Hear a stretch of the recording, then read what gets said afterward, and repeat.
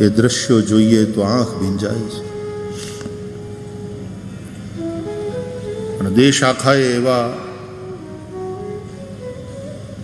વીર બલિદાનીઓના પરિવારને સંભાળવા માટે સરકાર અને સમાજ બંને ભેગા મળી અને એની યોગ્ય કાળજી લેવી ઘટે. ધણી મરી ગયો છે, જુવાનીમાં વિધવા થઈ, વીર પતિ યુદ્ધમાં કામ આવી ગયો, વીર ગતિને પામ્યો. તમે વિચાર તો કરો, વર્તમાન સમયમાં પણ દેશની રક્ષા માટે સીમા ઉપર લડતો કોઈ વીર સૈનિક આતંકવાદની સામે લડતો અથવા તો દેશના સીમાડાઓની રક્ષા કરતા કરતા એ શહીદ થઈ જાય અને હજી પરિણ્યાને 2 જ વર્ષ થયા હોય અને એની પત્ની સગર્ભા હોય,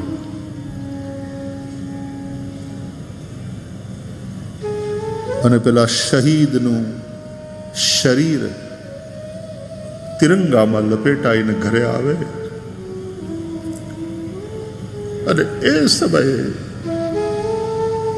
એ સગર્ભા એ શહીદની પત્ની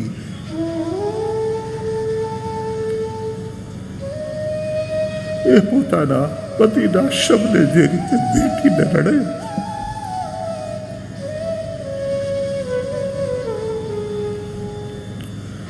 શું કેવું ભ્રષ્ટાચાર કરનારાઓને કે જે વીર બલિદાનીઓ જેને કારણે દેશને આઝાદી મળી,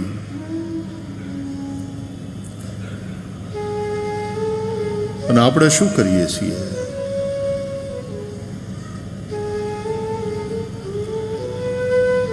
અને એ શહીદની સગર્ભા પત્ની આજે જ્યારે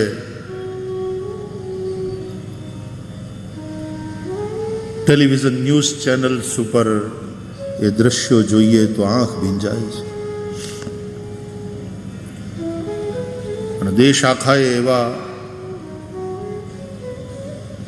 વીર બલિદાનીઓના પરિવારને સંભાળવા માટે સરકાર અને સમાજ બંને ભેગા મળી અને એની યોગ્ય કાળજી લેવી ઘટે.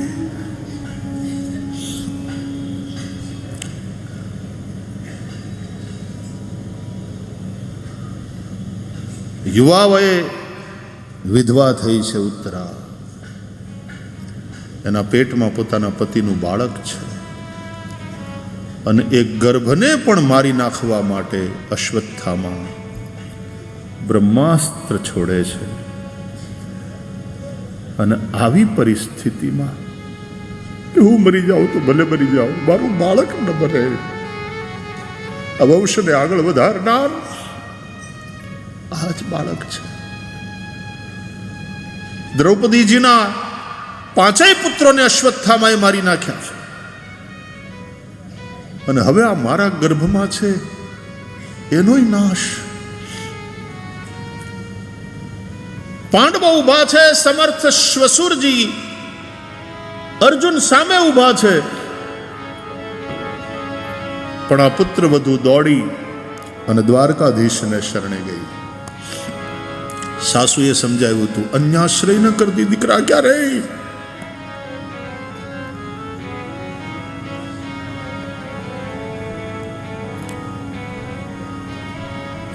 પાહિ પાહિ મહાયોગિની દેવ દેવ જગત્પતે નાન્યમ ત્વદભયમ પશ્યે યત્ર મૃત્યુઃ પરસ્પરમ.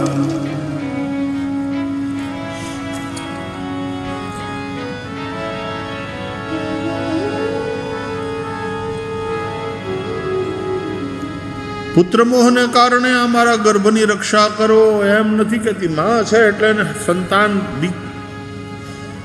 પેટમાં હોય તો વાલું હોય ને ક્યારેક કોઈ કારણસર કોઈક માતાને મિસકેરેજ થઈ જાય, બાળક જન્મે પહેલા ગુમાવવું પડે ત્યારે ઘણીવાર એવી માતાઓનો વલવલાટ મેં જોયો છે.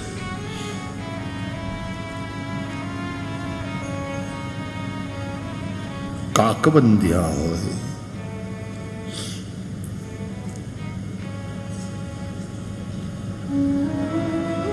જેના બાળક જીવે નહીં.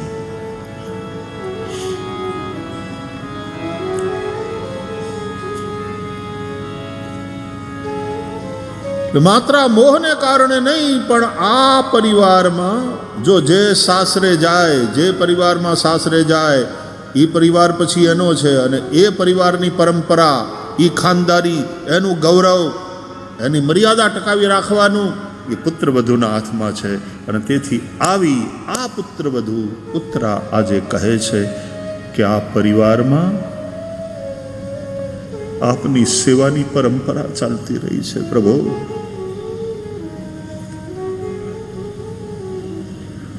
આ પરિવાર ઉપર આપની કૃપા બની રહી છે. આપની કૃપા થકી જ આ પરિવાર કુરુક્ષેત્રના યુદ્ધમાં વિજયી થયો છે. તો આ સેવાની પરંપરાને આગળ વધારે એવો બાળક મારા ગર્ભમાં છે, એની રક્ષા કર, એની રક્ષા કર.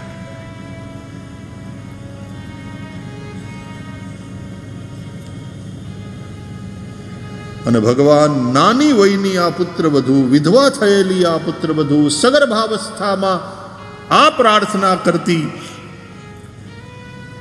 પાંડવોની આ પુત્રવધુ આટલી નાની ઉંમરમાં એની મેચ્યોરિટી જોઈને કૃષ્ણ પ્રસન્ન થયા.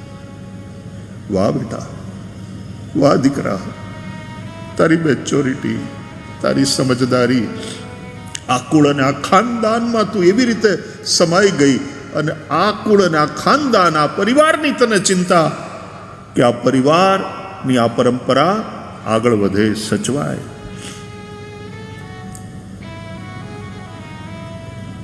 દીકરા, તું જેની માં છે કે માં થવા જઈ રહી છે, એ બાળક ધન્ય છે, તારી કૂખ ધન્ય છે.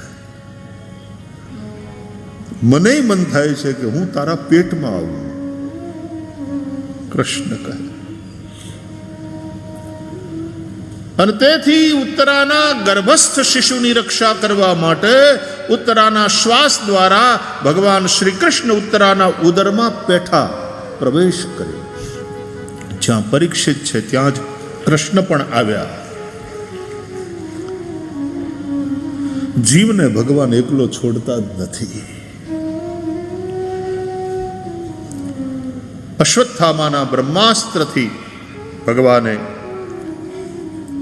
ઉત્તરાના ગર્ભની રક્ષા કરી.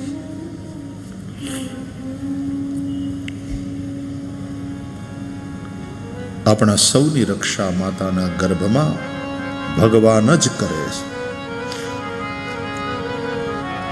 9 માસ પર્યંત માના ગર્ભમાં એક બાજુ જઠરાગ્નિ, બીજી બાજુ મળમૂત્રથી ભરેલો ખાડો, ગર્ભની સાંકડી જગ્યામાં પાછું ઊંધું લટકવાનું. કોણ બચાવે છે ત્યાં? એ જ 9 મહિના માતાને ઉદર વસ્યા, ત્યાં વાલે મારે જળથી જીવાડ્યા. ઉદર વસ્યાને નાથ મારો આપશે સુતાને જગાડ. એ જ અખંડ રોજી હરિના હાથમાં, એ વાલો મારો જુએ છે વિચારી. દેવારે વાળો ધણી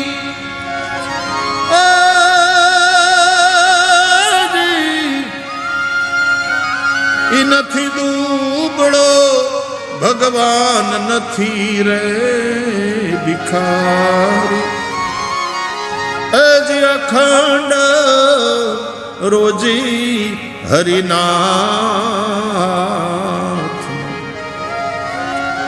तो ही नाम तारण सबे का सारण धरो उनका ध्यान निवारण करेगा न था दात माँ को दिया दूध माँ को खबर है खुदा को जो सब जो करेगा तेरा ढूंढ सीना मिटे दिल का कीना जिन्हें पेट दीना सो आपे भरेगा मुरादम कहे जो मुकद्दर के अंदर तिने टांक मार्या न टार्या टरेगा तिने टाक मार्या न टार्या टरेगा जिन्होंने पेट दिया चाववाना दांत मोढम दांत नहोता त्यारे जे भगवाने माताने दूध आप्યું એ ચાવવાના દાંત દીધા પછી ચાવવાનું નહીં દે लेकिन सब्र जो करेगा धैर्य धारण करेगा और भरोसा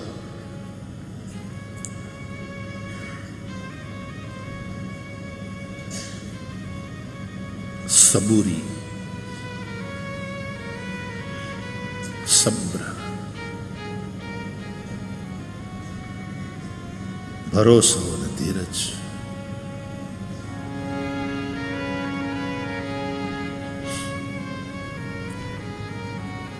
ભગવાને ઉત્તરાના ગર્ભની રક્ષા કરી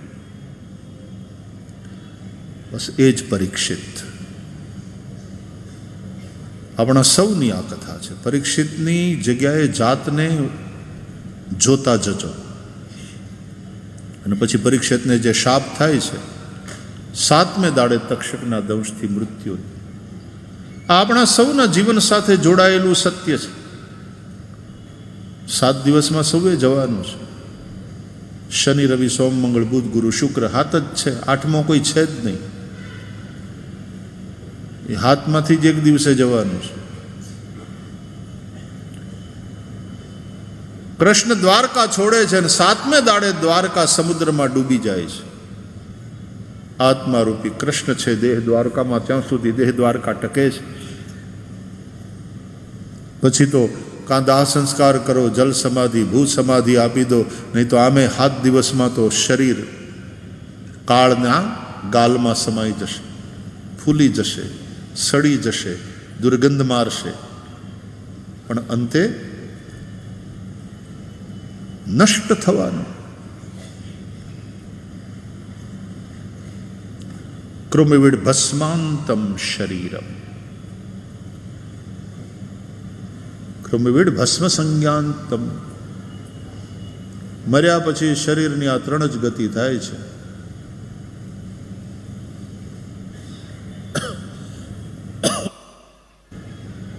કાં તો કોઈક પ્રાણી મારીને ખાઈ જશે તો વિષ્ઠા થઈ જશે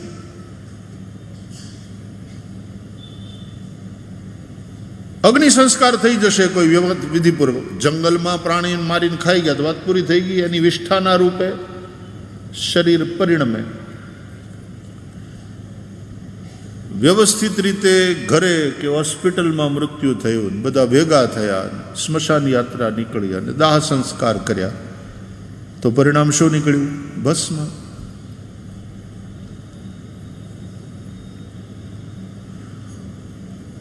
નોય કયું પ્રાણી ખાઈ જાય નહીં કાંઈ કોઈ અગ્નિ સંસ્કાર કરે તો પડ્યા પડ્યા એમાં કીડા થઈ જાય સડી જશે દુર્ગંધ મારશે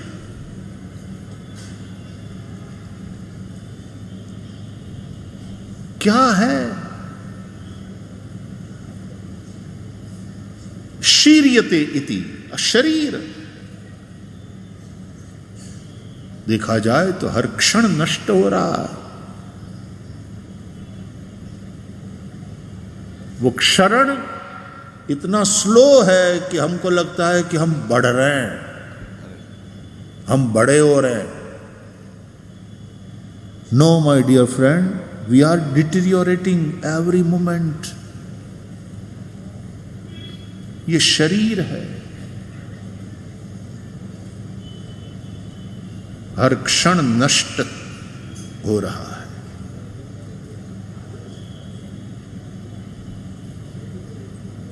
અને એવા જીવનમાં જે નિત્ય છે જ્યોતને અજવાળે એને નિરખી લ્યો, એને જોઈ લો. જ્યાં સુધી આ છે ત્યાં સુધી સદગુરુની કૃપાથી એની અનુભૂતિ કરી લો તો જીવનની ધન્યતા. ફેરો રે ફળે તો ફેરો કામનો, નહીં તો ફેરે ફેરે ફેર. શબ્દો તો જુઓ.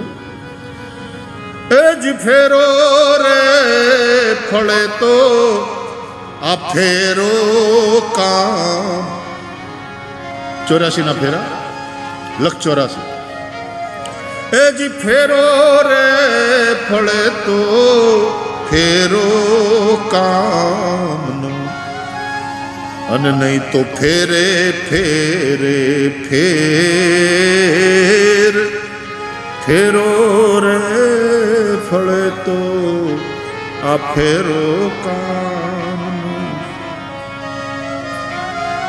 કામ ન થાય, કામ સિદ્ધ ન થાય તો એમ કે ને, ગયો તો ખરો હું અમદાવાદ, પણ ફેરો માથે પડ્યો.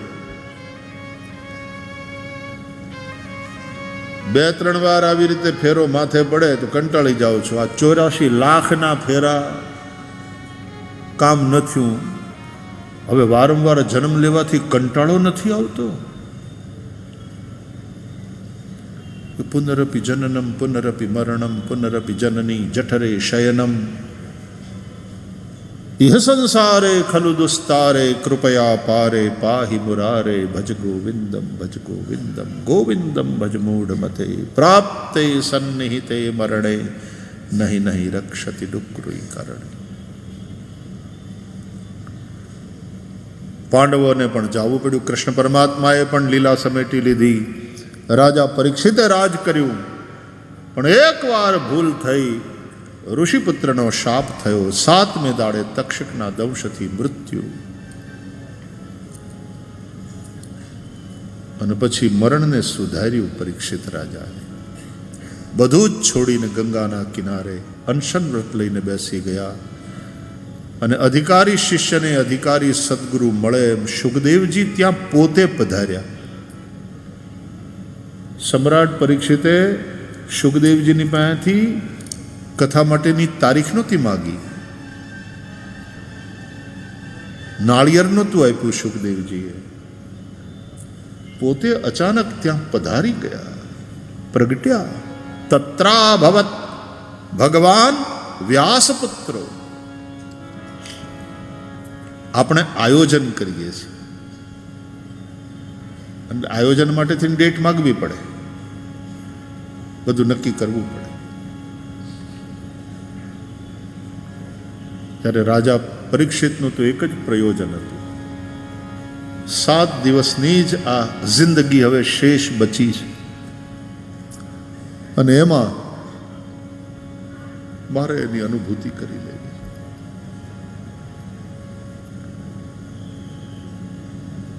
અને સુખદેવજી ત્યાં આવ્યા એમ નહીં, તત્રાભવત ભગવાન વ્યાસપુત્રો.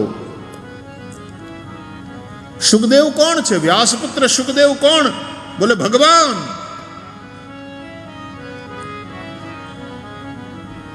અભવત એનો એક અર્થ ત્યાં ભગવાન સુખદેવ એ સમયે પ્રગટ થઈ ગયા.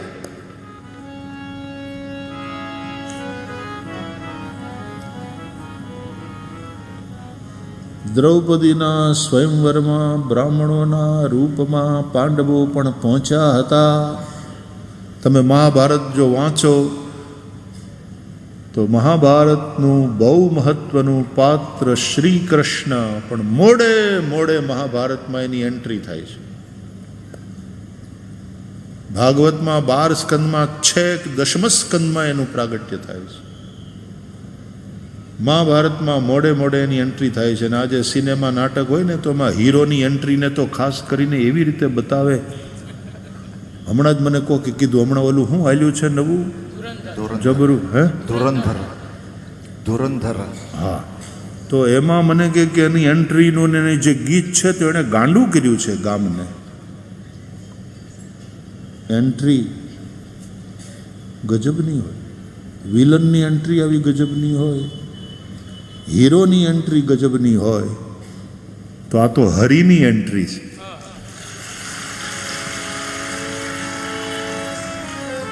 મહાભારતમાં શ્રી કૃષ્ણની એન્ટ્રી તો કેવી હોવી જોઈએ? ધમાકેદાર હોવી જોઈએ ને? નહીં. હાવ સામાન્ય રીતે.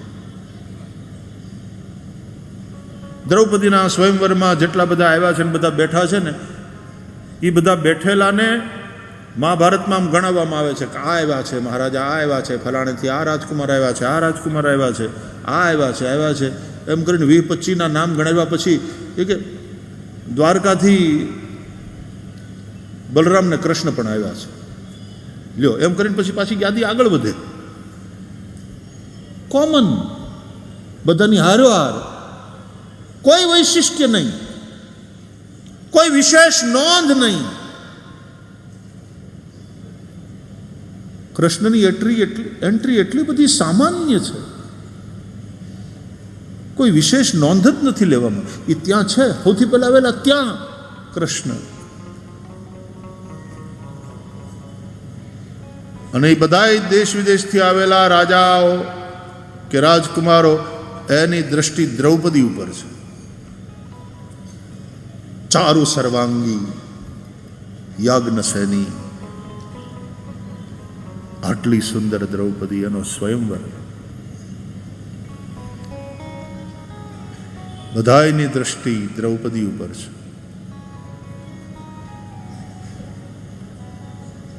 પણ કૃષ્ણની દ્રષ્ટિ દ્રૌપદી ઉપર નથી. કૃષ્ણની દ્રષ્ટિ દ્રૌપદીને જોઈ રહેલા સૌના ઉપર છે.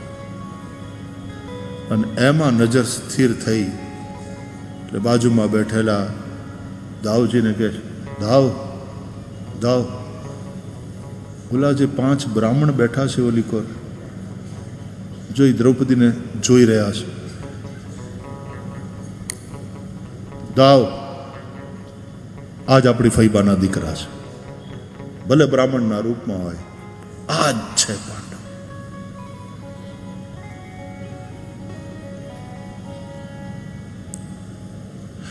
મહાભારત વાંચો તો ખરા, આપણે ઘરમાં રાખતા બીએ છીએ. એ હું થશે હિન્દુ સમાજનું જે મહાભારતનું પુસ્તક એ ઘરમાં રાખતા ડરે કે ઘરમાં નહીં મહાભારત થાય. એ મહાભારત નથી વાંચતા, મહાભારત નથી સમજતા, એટલે મહાભારત થાય છે. આપણે તો મહાભારત ને રામાયણ ને એ ઇતિહાસ ગ્રંથો હોવા છતાં આપણે તો શબ્દ પ્રયોગો એવી રીતે કરે કે ત્યાં તો ભાઈ મોટી રામાયણ થઈ. લે, ક્યાંક ઝઘડા થયા હોય, ક્યાંક ગડબડ થઈ હોય, આયોજનમાં કંઈક ગડબડ થઈ હોય, કે મોટી રામાયણ થઈ ત્યાં તો, અથવા અરે મોટું મહાભારત થયું. રામાયણ અને મહાભારત ઇતિહાસ ગ્રંથો છે, આપણા શીખવા માટે છે. પણ માણસ જાતનો અત્યાર સુધીનો ઇતિહાસ એવો છે કે માણસની જાત ઇતિહાસથી કંઈ શીખી નથી. આ જ એનો ઇતિહાસ છે.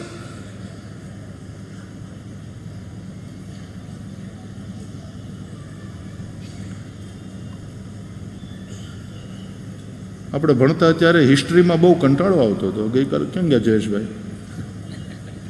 મને કહેતા હતા મને કે હિસ્ટ્રીમાં મને બહુ કંટાળો આવે. બીજા બધા વિષયોમાં હારા માર્ક લાવ્યો, પણ હિસ્ટ્રીમાં કેટલા? 17. એટલે કે પછી મારા હિસ્ટ્રીના ટીચરે મને બોલાવ્યો અને મારું રિઝલ્ટ જોઈને કહ્યું, બાકીના બધા સબ્જેક્ટ્સમાં તારા 80 કરતાં ઉપર છે.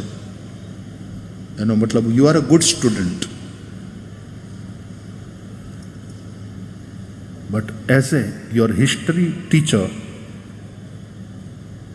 it's not your failure, it's my failure. I am a failed teacher. આવું કહેનારા સાહેબો ક્યાં? હવે આવું કહેનારા શિક્ષકો ક્યાં? એટલે મારી જવાબદારી છે, તમે જેટલા હિસ્ટરીમાં વીક છો એ બધાનું હું એક્સ્ટ્રા સમય આપીને ભણાવીશ. પછી કેટલા એવા હતા? હે 50? એટલું જ આવ્યું મહેનત કર્યા પછી 2 મહિના. એટલે 17 થી 50 પહોંચ્યા ને ત્યારે 3 ગણું કરીને 17 તેરી 51.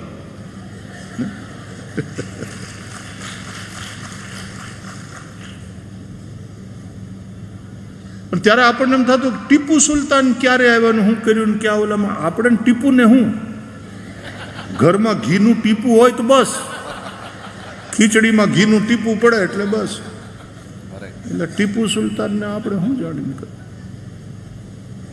અને આટલા મોગલો આવ્યા ને એ પેલો આ ને બીજો આ ને એણે આટલાથી આટલા વર્ષ રાજ કર્યું ને પછી આ અંગ્રેજો આવ્યા નહીં. આપણે તો આપણો ઇતિહાસ છે ને એ જાણે મોગલોથી શરૂ થાય છે ને અંગ્રેજોથી પૂરો જાણે થઈ જતો એમ. એના પહેલાંનો જાણે કોઈ ઇતિહાસ જ નહોતો. એમાં લેફ્ટિસ્ટ વિચારધારાઓએ જે ઇતિહાસ લખ્યા, વિજયનગર સામ્રાજ્ય વિશે આપણને ક્યાં હરખી રીતે ભણાવવામાં આવ્યું. શિવાજીને એક લૂંટારા તરીકે ચિતર્યા.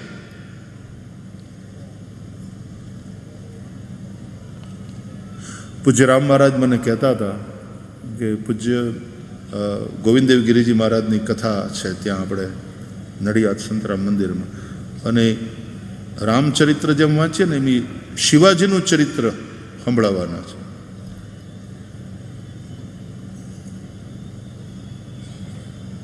આપણા ઇતિહાસને આપણા ઇતિહાસકારોએ ટેક્સ્ટ બુકમાં રાખીને ભણાવ્યો તો એવી રીતે ભણાવ્યો જેનાથી આપણને અહેસાસ થાય કે આપણે હાવ નકામની પ્રજા છીએ, હાવ નિર્માલ્ય પ્રજા છીએ.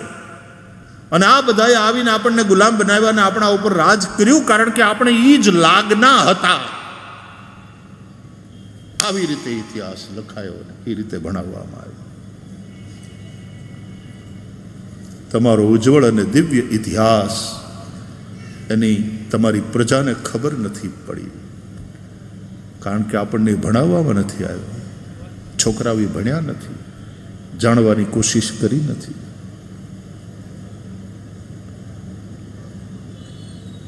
આ દેશ હિન્દુસ્તાન, આ ભારત વર્ષ, આ તો ઠીક છે કથાઓ ચાલે છે, રામાયણની ને ભાગવતની ને મહાભારતની ચર્ચાઓ આ વ્યાસપીઠો કરે છે એટલે એમાં લોકોને અનુરાગ છે ને એમાં થોડુંક એમ લાગે કે આપણે હાવ કંઈ નકામી પ્રજા નથી.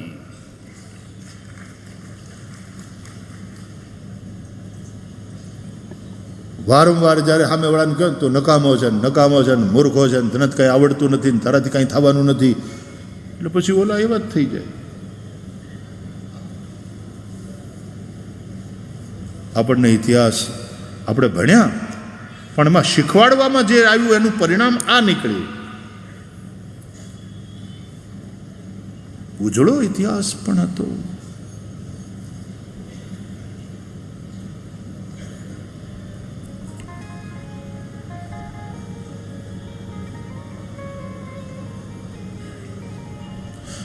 નારાયણ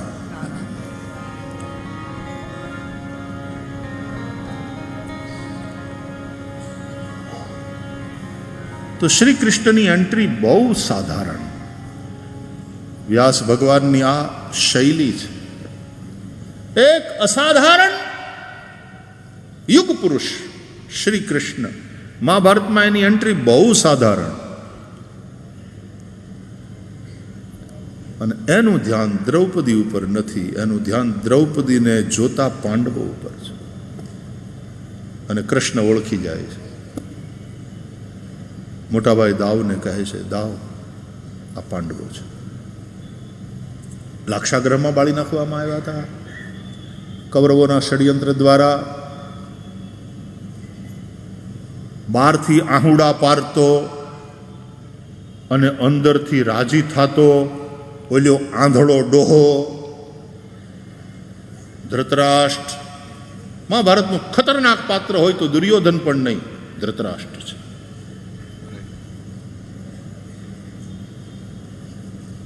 આંધળો ડોહો અંદરથી રાજી થતો.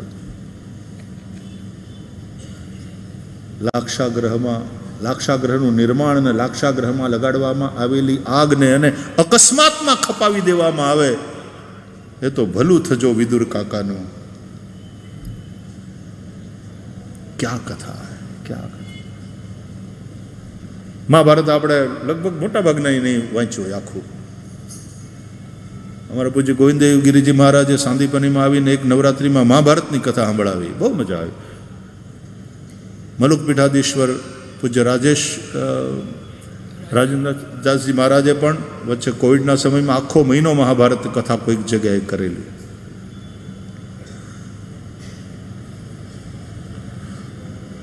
પણ તો ભલું થજો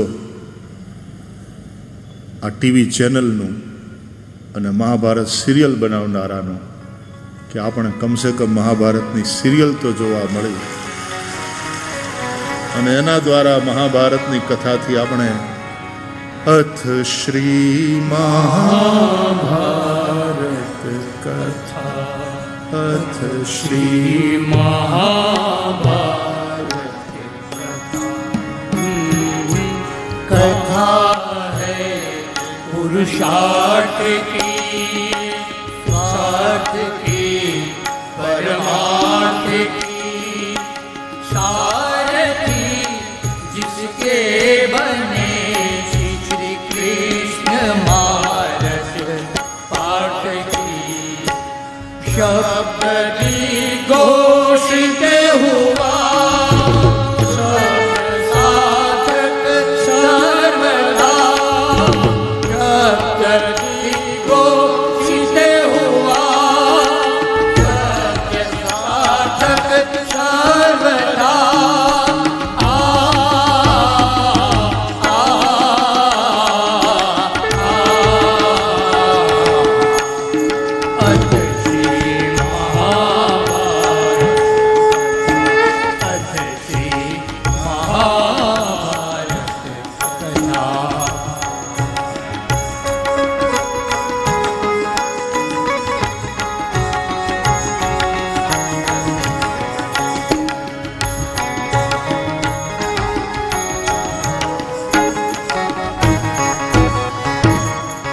यदा यदा हि धर्मस्य ग्लानिर्भवति भारत अभ्युत्थानमधर्मस्य तदात्मानं सृजाम्यहं परित्राणाय साधूनां विनाशाय च दुष्कृतां धर्म संस्थापनार्थाय संभवामि युगे युगे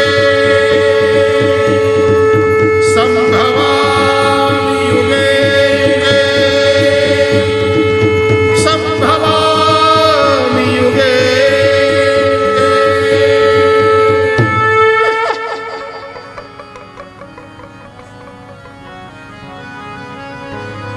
मैं समय हूं.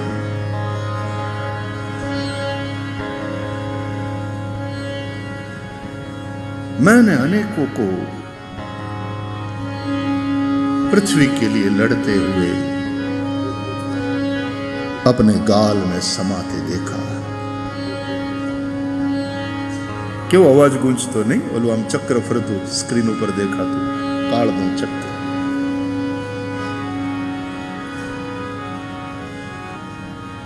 અને પછી જે ઇતિહાસ. એટલે ધન્યવાદ રામાનંદ સાગરજીને અને ચોપડાજીને કે રામાયણ અને મહાભારતની સિરિયલ દ્વારા આ બંને કથાઓને એને ઘરે ઘરે પહોંચાડી. અને આજે તે હજી આ સબ્જેક્ટ્સ એટલા જ તાજા છે અને રિલેવન્ટ છે. એટલે હજી નવા નવા નિર્માતાઓ ઘણા મારી પાસે આવીને ચર્ચા કરતા હોય છે. ક્યારેક માર્ગદર્શન તો આપણે શું કરીએ, પણ થોડી ચર્ચા થાય તો કંઈક ઇનપુટ્સ આપીએ. કોઈકને ભાગવત વિશે કંઈક બનાવવું છે, કોઈકને હજી મહાભારત. એટલે નવી મહાભારત આવી ને નવી રામાયણ પણ આવી હતી, પણ ઓલ્યું તો ઓલ્યું હતું.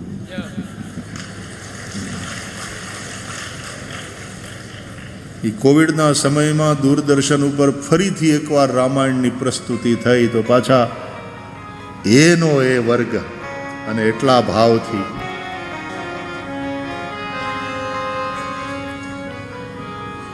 એકવાર ક્યાંક અમે રવિન્દ્ર જૈન સાથે બેઠા હતા અને વાત કરતો હતો રવિન્દ્ર જૈનજી સાથે, કારણ કે એનો અવાજ અને એનું આખું સંગીતનું સંકલન. રામાનંદ સાગરજી પણ અવારનવાર મળવાનું થતું. પછી તો એમના દીકરા આનંદ સાગરે પણ બનાવ્યું ને એમાં પછી મારે કંઈક બોલવાનું હતું, એ હું બોલ્યો હતો. પણ આ જે સબ્જેક્ટ્સ છે રામાયણ મહાભારત, એ હજી પણ એટલા જ, મને ખબર નથી થશે કે નહીં, થશે તો ક્યારે થશે, પણ ઇન્ટરનેશનલી બતાવી શકાય એવી આખી મહાભારતને આધારે ફિલ્મ મલ્ટી સ્ટારરને વિદેશવાળા કલાકારોને લઈ એવા બધા પ્રોજેક્ટ્સ ઉપર પણ કામ ચાલે છે. એટલે માત્ર ભારતના લોકોને જ નહીં, આખી દુનિયાને આ જે એપિક્સ છે એનો પરિચય થાય. પણ ઇતિહાસ છે આપણા.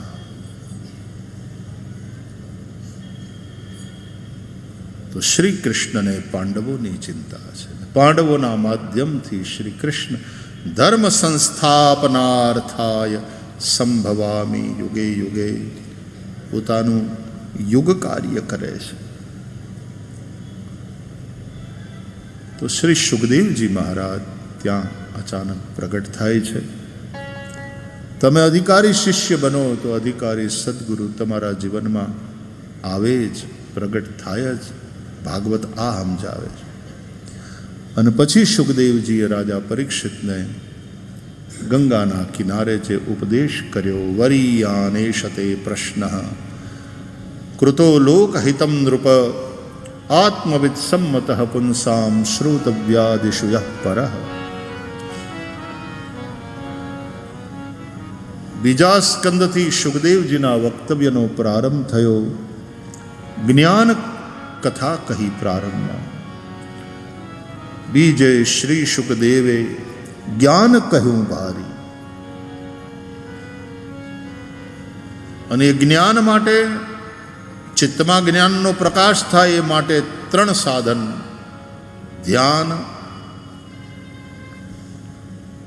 ચિત્તની શુદ્ધિ અને મનન.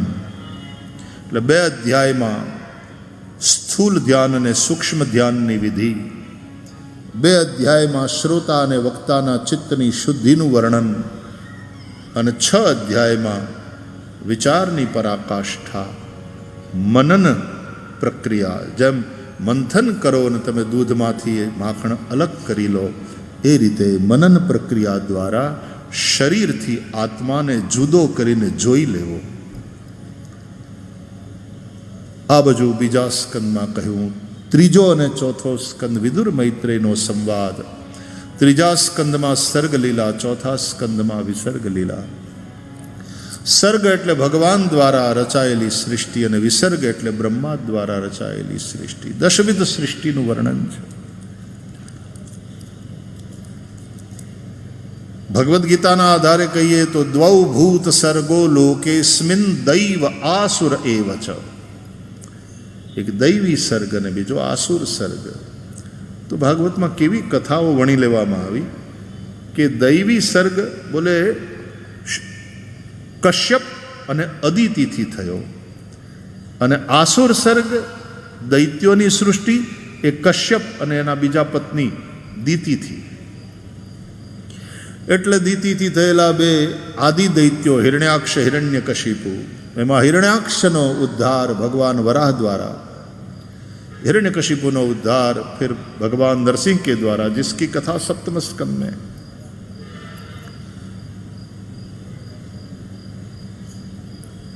ત્રણ દાંપત્યની કથા છે ત્રીજા સ્કંદમાં. મનુ શત્રુપાનું, કશ્યપ અને દિતિનું, करदम અને देवहूतिનું. ध्यान से कथा सुनोगे पढ़ोगे तो बात स्पष्ट हो जाएगी कि जहां संयम है वहां सद्गुणी प्रजा है, जहां असंयम है वहां आसुरी प्रजा है. लग्न करवाना છે, દાંપત્ય જીવનમાં પ્રવેશ કરવાનો છે, ઇન્દ્રિયોને તૃપ્ત કરવા માટે નહીં, વિષય ભોગ માટે નહીં, પણ પુત્રોત્પત્તિ દ્વારા પિતરોના ઋણમાંથી, સંતાનોત્પત્તિ દ્વારા પિતરોના ઋણમાંથી મુક્તિ અને વંશની વૃદ્ધિ માટે છે. ધર્માર્થ કામ મોક્ષ 4 પુરુષાર્થની સિદ્ધિ માટે છે. કામસ્ય નેન્દ્રિય પ્રીતિ ભાગવત કહે છે. લાભો જીવેત યાવતા જીવસ્ય તત્વ જિજ્ઞાસા નાર્થો યશ્ચેહ કર્મભિ. આ બહુ સરસ શ્લોકો છે, એનો અર્થ કરવાનો અત્યારે સમય નથી.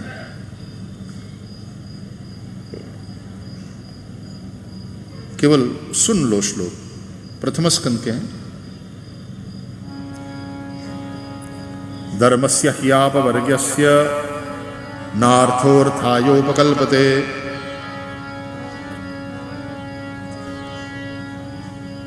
ધર્મનો હેતુ મોક્ષ છે, અર્થ નહીં. અર્થનો હેતુ ધર્મ છે, કામ નહીં. કામનો હેતુ જીવન ચાલતું રહે એ છે, ઇન્દ્રિયોની તૃપ્તિ નહીં. અને જીવનનો હેતુ તત્વને જાણવું એ છે. જીવનભર કર્મ જ કરતા રહો, કર્મ કરતા રહો, મજૂરી કરતા રહો, ભેગું કરતા રહો, પછી મૂકીને વયા જાઓ, એ જીવનનો હેતુ નથી. જીવસ્ય તત્વ જિજ્ઞાસા નાર્થો યશ્ચેહ કર્મભિ. ચતુર્થ સ્કંદમાં ધર્મ પ્રકરણમાં દક્ષયજ્ઞની કથા છે 7 અધ્યાયમાં. અર્થ પ્રકરણમાં ધ્રુવ ચરિત્ર છે 5 અધ્યાયમાં. કામ પ્રકરણમાં પૃથુ ચરિત્ર છે 11 અધ્યાયમાં. અને મોક્ષ પ્રકરણમાં પ્રાચીન બર્હી અને નારદનો સંવાદ છે અને પુરંજનોપાખ્યાન છે 8 અધ્યાયમાં. પછી 5મો સ્કંદ એ સ્થાન લીલા છે. એમાં પરમહંસોની કથા છે. 2 પરમહંસ, જ્ઞાની પરમહંસ ઋષભદેવ, ભક્ત પરમહંસ જડભરતજી. ભૂગોળ ખગોળનું વર્ણન, ભવાટવીનું વર્ણન, અંતે નરકનું વર્ણન. 6ઠા સ્કંદના પ્રારંભમાં નરકથી છૂટવાના ઉપાય માટે 3 સાધન: નામ ભગવાનનું, ધ્યાન ભગવાનનું, અર્ચન ભગવાનનું. નામ પ્રકરણના 3 અધ્યાય, ધ્યાન પ્રકરણના 14 અધ્યાય, અર્ચન પ્રકરણના 2 અધ્યાય. 6ઠો સ્કંદ 19 અધ્યાયમાં અને 3 પ્રકરણમાં છે. એમાં નામ પ્રકરણમાં અજામિલનું આખ્યાન,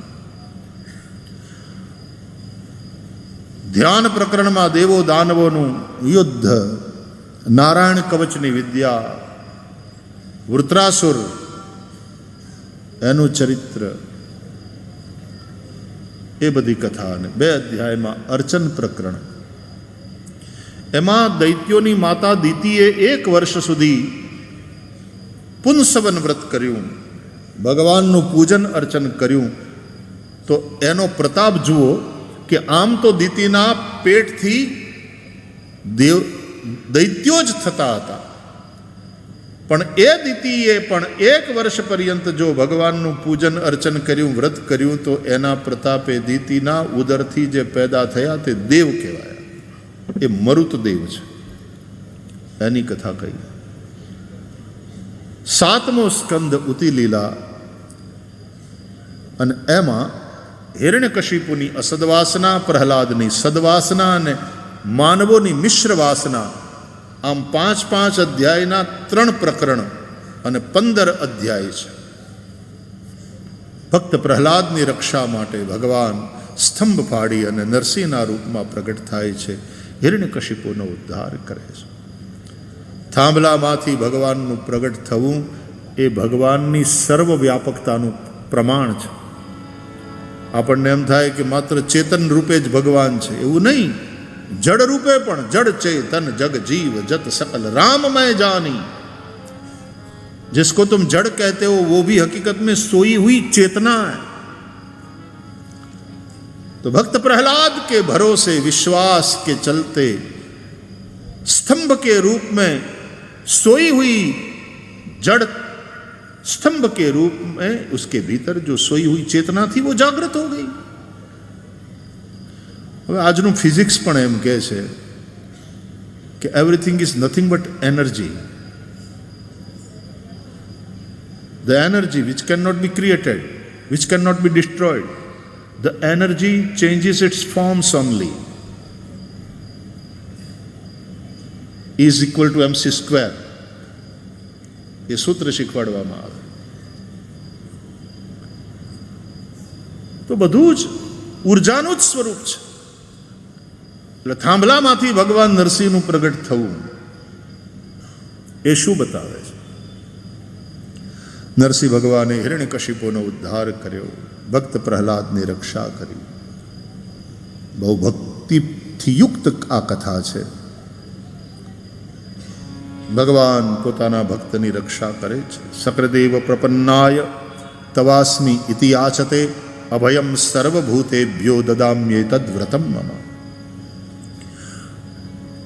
ધર્મ પંચાધ્યાયમાં મનુષ્યના 4 વર્ણ અને 4 આશ્રમના ધર્મનું નિરૂપણ છે. અષ્ટમ સ્કંદની મન્વંતર લીલામાં 14 મન્વંતરોની અંદરના દરેક મન્વંતરના અધિપતિ મનુ, એના પુત્રો, દરેક મન્વંતરમાં અલગ અલગ સપ્તર્ષિઓ, દરેક મન્વંતરના અલગ અલગ ઇન્દ્રો, અને દરેક મન્વંતરમાં ભગવાનનો એક અવતાર. ઇન્દ્રનું પણ ટેન્યોર છે એક મન્વંતરનું, પછી ઇન્દ્ર બદલાય. બ્રહ્મા પણ શાશ્વત નથી. બ્રહ્માનું આખું પૂરું થાય એટલે બ્રહ્માએ પણ જવાનું. અત્યારે વર્તમાન જે બ્રહ્મા છે ને, ઇઝ મોર ધેન 50. વન પ્રવેશ થઈ ગયો છે બ્રહ્માનો. એટલા માટે કહે છે અદ્ય બ્રહ્મણો દ્વિતીય પરાર્ધે શ્વેત વારાહ કલ્પે. અત્યારે જે કલ્પ ચાલે છે શ્વેત વારા કલ્પ છે, અને એ શ્વેત વારા કલ્પની 27 ચતુર્યુગી, એનો સપ્તમે વૈવસ્વત મન્વંતરે 6 મન્વંતર વીતી ગયા છે. આ 7મું વૈવસ્વત મન્વંતર ચાલે છે, અને એમાં 27 ચતુર્યુગી પૂરી થઈ ગઈ. આ 28મી ચતુર્યુગી ચાલે છે. એનો સતયુગ ગયો, ત્રેતા ગયો, દ્વાપર પણ ગયો. આ અત્યારે કળિયુગ ચાલે છે. એટલે 28તમે કલિયુગે. પણ કલિયુગના પાછા 4,32,000 વર્ષ. હજી ખાલી 5100ની ઉપર જ કલિયુગ ઘોડિયામાં હૂતો છે. એટલે કલિ પ્રથમ ચરણે એવું બોલાય છે. મન્વંતરોની કથા સંભળાવી. ભગવાન નરનારાયણનો અવતાર, ભગવાન હરિનો અવતાર, જેણે ગજેન્દ્રનો ઉદ્ધાર કર્યો.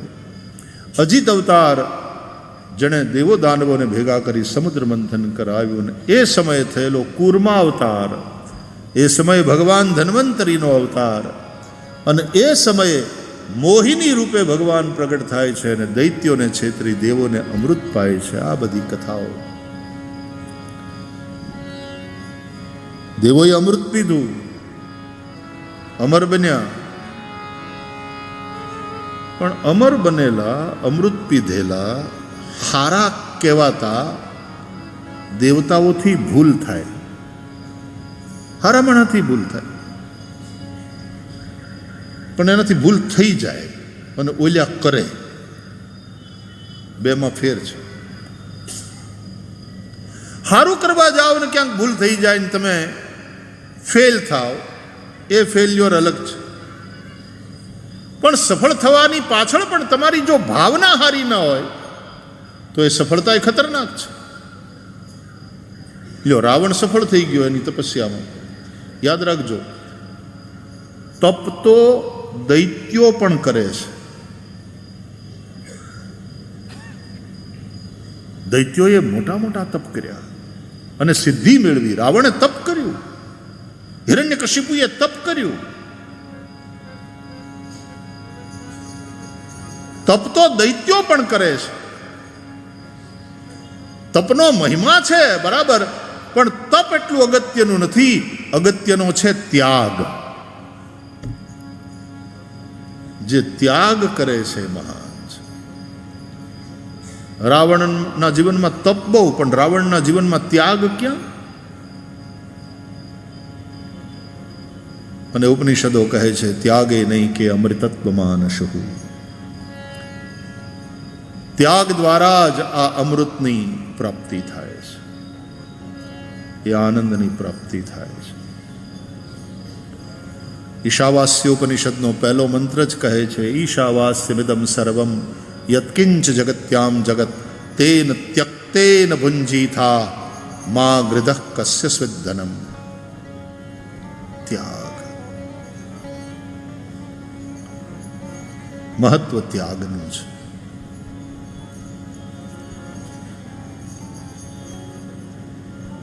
બલિરાજાની કથા. બલિરાજાને ત્યાં ભગવાન વામન પધાર્યા, 3 ડગલા પૃથ્વી માગી, 2માં બલિનું લઈ લીધું અને 3જા ડગલામાં બલિને લઈ લીધો. બલિ પાસેથી લઈ લીધું તું ઇન્દ્રને દઈ દીધું ને બલિને પોતાની પાસે રાખી લીધો. એટલે બલિને એમ થયું કે હું ભગવાનને વાલો, ન ગમતી ચીજ આપણે બીજાને આપી દઈએ ને વાલી હોય પોતાની પાસે રાખીએ.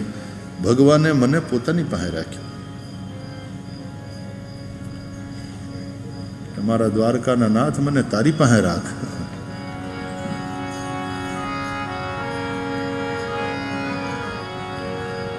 હવે મને ગમતું નથી નાથ, મને તારી પાસે રાખ. મને ગમતું નથી નાથ, મને તારી પાસે રાખ. મારા દ્વારકાના નાથ, મને તારી પાસે રાખ.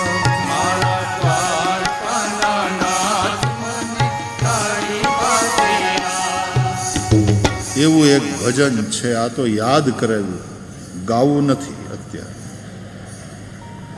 કેમ કે હવે ખાવું છે.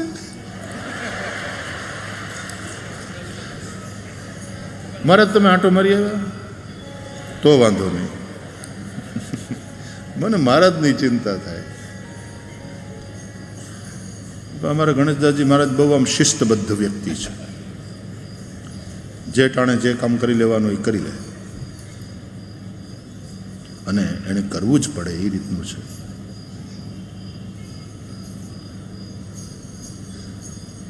કેમ છો બધા?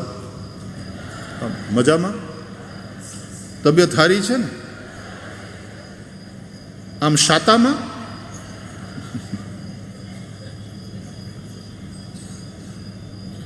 વાહ, ધન્ય છો તમે બધા મહારાજના છોરું. જય જય મહારાજ, જય મહારાજ, જય મહારાજ. બસ હમણાં 10-15 મિનિટમાં કાનુડો આવ્યો સમજો.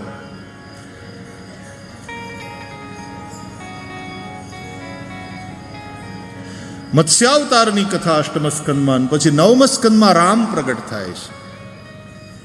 સૂર્ય ચંદ્ર વંશના રાજાઓની કથા, શ્રાદ્ધદેવ મનુને સંજ્ઞા નામની રાણીમાં જે 10 પુત્ર થયા એની કથા. ઇક્ષ્વાકુ સૂર્યવંશમાં રઘુ નામના રાજા થયા, એનાથી એ રઘુવંશ તરીકે ઓળખાવા લાગ્યો ને એમાં મહારાજ અજ થયા. અજને ત્યાં મહારાજ દશરથ અને દશરથને ત્યાં કૌશલ્યાથી. બોલીએ રામચંદ્ર ભગવાન કી જય. ભાગવતમાં 2 અધ્યાયમાં રામાયણ છે, બોલો. અને મહાભારત ક્યારેક તો વાંચો, મહાભારતમાં રામાયણ પણ છે ને ભાગવત પણ છે, અને ગીતા તો એમાં છે જ. એટલા માટે જે મહાભારતમાં છે એ જ બધે છે, અને જે મહાભારતમાં નથી એ ક્યાંય નથી. આવો એક પૂર્ણ ગ્રંથ મહાભારત. ઘરમાં રાખતા બીતા નહીં, ડરતા નહીં, અને વાંચજો, બહુ મજા આવશે, બહુ મજા આવશે. ઘણું બધું શીખવાનું છે મહાભારતથી. એને જય કહે છે. મહાભારતનું એક નામ છે જય. તતો જય મુદીર. એમાં વૈશંપાયન એણી પેરે બોલ્યા, સુણ જણમે જય રાય, વિસ્તારી તુજને સંભળાવ. વૈશંપાયન કહે છે, જન્મે જઈને આમ પરંપરાથી કહેવાતી સંભળાતી આ કથાઓ બચી રહી. ભગવાન રામનું ચરિત્ર 2 અધ્યાયમાં કહ્યું. રાજા યયાતિનું ચરિત્ર પણ 2 અધ્યાયમાં છે. યયાતિ એવા મહાપુરુષ છે જેણે ધર્મની રક્ષા કરવા માટે અર્થ, રાજ્ય સત્તા એનો ત્યાગ કર્યો, પણ ધર્મ ન છોડ્યો. એટલા માટે યદુને ધર્મશીલ કહે છે. યદોશ્ચ ધર્મશીલસ્ય નિતરામ મુદિ સત્તમ. અને આ રાજા યદુનો જે વંશ આગળ ચાલ્યો તે યદુવંશ કહેવાયો. અને એ યદુવંશમાં શૂરસેન થયા. શૂરસેનના વસુદેવ થયા, અને વસુદેવને દેવકીથી 8 પુત્ર અને 1 પુત્રી થયા. એમાં 8મા પુત્ર રૂપે સાક્ષાત ભગવાન શ્રી કૃષ્ણનું પ્રાગટ્ય થયું.